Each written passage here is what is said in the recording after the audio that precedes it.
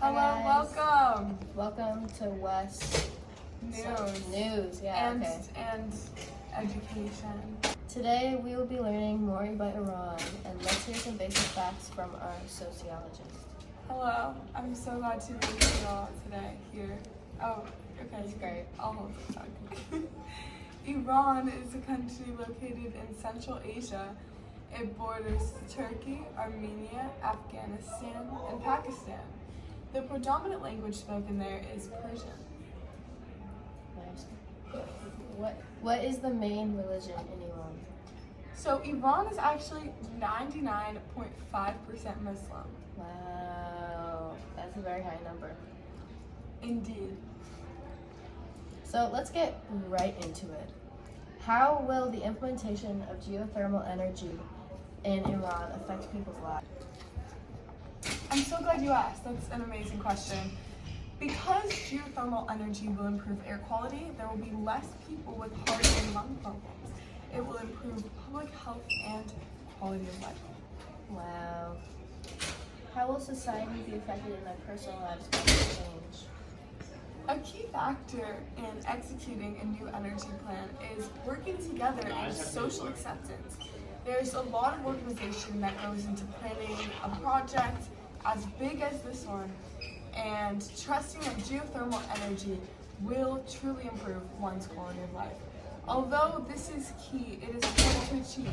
When building a new power plant, there can be a lot of displacement and arguments over land rights and owning land, though the good thing about geothermal, power plants is that they are more compact and don't take up so much space compared to other power plants. Wow. I had no idea there was such a big social impact to energy use. Lots of the focus is on the environment and the economy when we're talking about these types of things. Speaking of which, let's hear more from our environmentalist. Hello. Fun fact, I actually, as like a little side gig, aside from being a sociologist, I am a news reporter, and I'm going to be interviewing an environmentalist to learn more about the environment. So, hello environmentalist, how are you doing today? I'm doing amazing, thank you for asking. You know, no one asked how the reporter's doing, and I really appreciate you for doing that. But, cutting back to the chase, what is Iran's current energy status? Right now they're heavily reliant on fossil fuels with a 69% gas and oil at 29%. Wow, that is very heavily reliant on fossil fuels. That can't be good for the environment. Unfortunately, it's not. Fossil fuels emit CO2 into the atmosphere, causing holes to form in the ozone layer. This is detrimental to the climate. Temperatures will gradually rise along with rising sea levels and risk of natural disaster. Well, that sounds catastrophic. What do you propose we do to improve the situation? Our plan is to transition from fossil fuels to geothermal energy. That sounds like an amazing plan. What exactly is geothermal energy for the people listening? Geothermal energy is a renewable source. It comes from the heat that is created in Earth's core. It can be used to generate electrical power for heating and cooling. Geothermal energy systems don't need large amounts of fresh water, and the water that is used can be recycled or released into the atmosphere in a non-toxic way. It's not a fossil fuel, therefore it can't be used up. Geothermal power plants can last anywhere from decades to centuries. Most geothermal energy systems only release water vapor, and the ones that do release toxic particles a bit less than other energy systems. Very interesting. So, do you mind explaining why you think, in your opinion, geothermal energy is the #1 best option for Iran? There are many good forms of renewable energy, but geothermal energy is the best option for Iran because of where it's located. Iran is located in southwestern Asia on the top of the circumpolar geothermal belt that runs along the southeast coast of China and China's southwest region. What's a geothermal belt?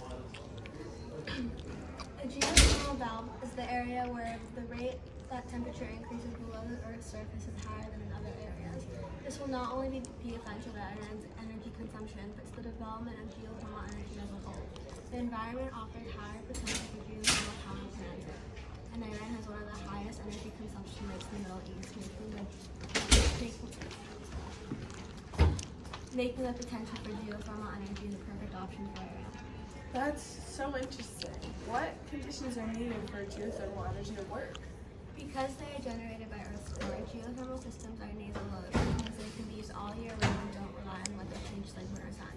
Although geothermal power plants are reliant on environmental factors, there are still places that will provide more energy, like Iran, because of the geothermal belt. Is there a difference between geothermal energy and geothermal power?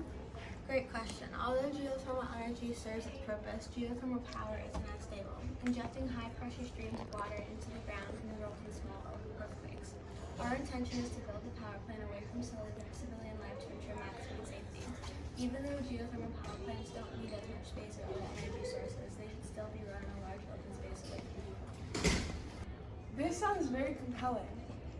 Can you tell us about the methods in which you will encourage geothermal energy use as an economist? Okay. Okay. Can you tell us about the methods in which you will encourage the use of geothermal energy as an economist, as you are? Yes, ma'am, I can. Okay. We are planning to implement monetary incentives for geothermal energy in the form of a 30% tax credit, as the U.S. government did in the IRA plan last year, 2023. Damn. It's called the Inflation Reduction Act, that's why it's called the IRA. And this will create global economic benefits, and by 2050 it's estimated to create over $5 trillion of economic growth. And we can also give monetary subsidies to companies to incentivize them to implement geothermal energy. So it's going to help businesses, not just personal, like people themselves. And this will help Iran's fleeting economy because there's been a lot of wars in and surrounding them, and they also don't have the greatest GDP for their country. So if we can give them renewable energy and all this extra money, then they'll be set. That's fascinating. Thank you so much for your time. This all sounds very interesting, and I'm excited to see where it goes and how it will impact Iran's environment, economy,